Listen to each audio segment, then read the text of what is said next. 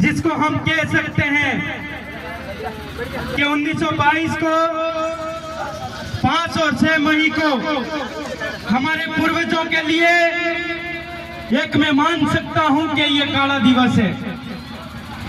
हमारे पूर्वजों के ऊपर वो आफत आई थी जब यहाँ पे कई सारे वक्ता ने बताया, लेकिन साथियों बताना चाहूंगा कि हमारे पूर्वज जिस प्रकार आज की तारीख में हमारे नौजवान, आज के हमारे भाई जो इस तरीके से बैठ रहे हैं, इस तरीके से घूम रहे हैं, ऐसे नहीं घूमते थे।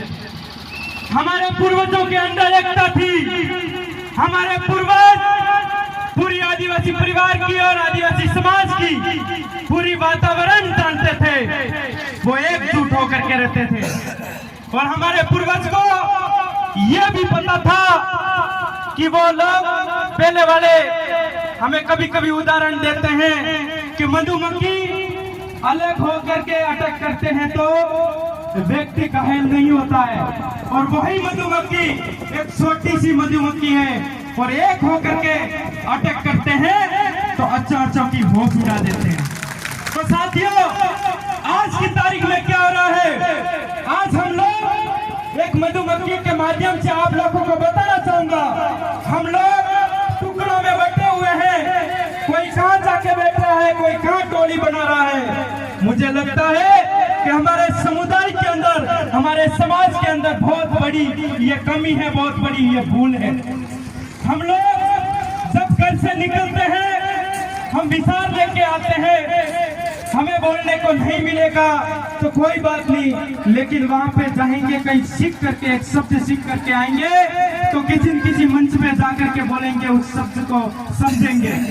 यहाँ पे कई सारे लोग आते हैं, समझने के लिए आते हैं, जो बोल रहे हैं, जो वक्त हमें समझा रहे हैं, उनको समझना चाहिए, लेकिन लोग यहाँ पे घूमते हुए नजर आते हैं।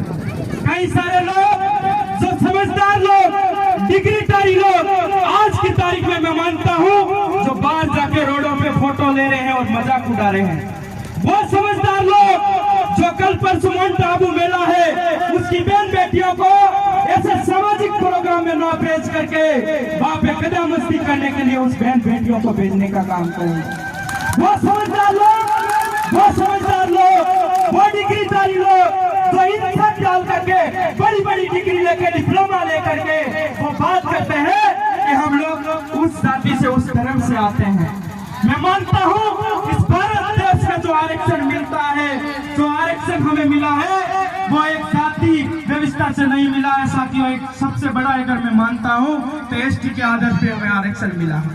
लोग बात करते हैं हम उस जाति से आते हैं, हम तो वो है, हम वो है, इस तरीके से करते रहोगे तो मुझे नहीं लगता आप लोगों ने तो ये एज निकाली, लेकिन आने वाली पीढ़ी मजदूरी भी नहीं मिलने वाली है साथियों। ये कहना चाहूंगा हम लोग, मैं मानता हूं हम लोग उससे लोगों के, मनोवादी लोगों के बातों में आकर के हमारे लोगों के अंदर अंधकार और जो कई सारे मनोवादी लोग हैं, उस मनोवादी लोगों ने हमारे लोगों को पूरी तरीके से बर्बाद कर दिया है, पूरी तरीके से पाकन के अंदर डाले हुए हैं।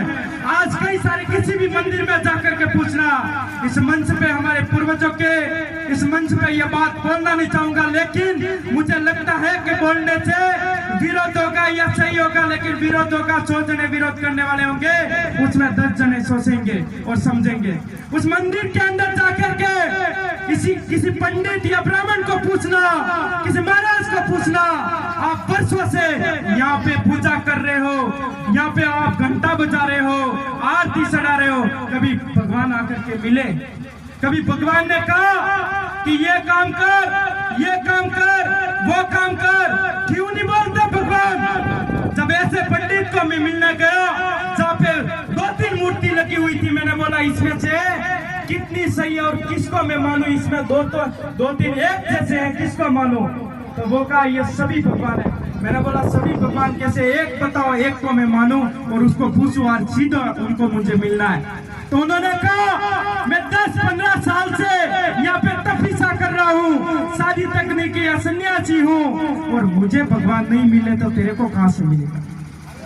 तो अपन इस बातों को समझ सकते हैं, इस बातों को अपन समझ सकते हैं। सबसे बड़ा हमारे लोगों का अगर भगवान है, डॉक्टर भीमराव अंबेडकर है, जिन्होंने पढ़ने का, लिखने का, बोलने का, पहनने का सब कुछ अधिकार दिया, तो डॉक्टर बाबे साहब ने दिया।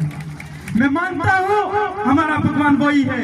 आज वो नहीं होता तो कई सारे घोड़ी से उतारते हैं, कई सारे बोलने से मना करते हैं, कई सारे कपड़े पहनने से मना करते हैं। ये सारी चीज पहले हो चुकी है।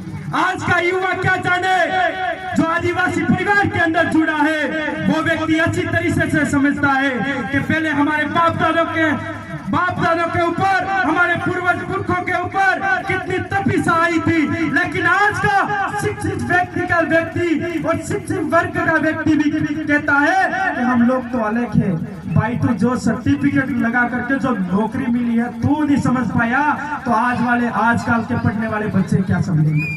तो सबसे पहले मुझे लगता है कि इस पूरे उदयपुर संभाग हो या फिर जैसलमेर संभाग हो, डूंगरपुर बांसवाड़ा एरिया मानो, या अपने पूरे गुजरात, महाराष्ट्र, मध्य प्रदेश, राजस्थान सब मानो, तो यूँ समझो कि जितने भी आज की तारीख में जो संगठन बन रहे हैं वो संगठन केवल आदिवासी परिवार को खत्म करने के लिए संगठन बन रहे। उनका दूसरा कोई मकसद नहीं है, क्योंकि आदिवासी परिवार हक अधिकार की बात करती है, आदिवासी परिवार शिक्षा की बात करती है, आदिवासी परिवार हमेशा शोषणों की बात करते हैं, जमीनों की बात करते हैं, अपने मूल मालिकों की अधिकारों की बात करती है। इसलिए ये जितने भी संगठन बन रहे हैं वो संगठन हमारे विरोध में है। साथ में आप लोगों को समझना होगा, आप लोगों को मानना होगा, आप लोगों को सोचना होगा। मैं बताना चाहूंगा साथियों, हम लोग वो लोग हैं, राजा, अंग्रेज, मुगल, कई सारे लोग हमारे सामने नहीं टिक पाए, तो ये आर्य लोग क्या हमारे सामने टिकेंगे। थोड़ी सी एकता कर दो, ये तो हमारे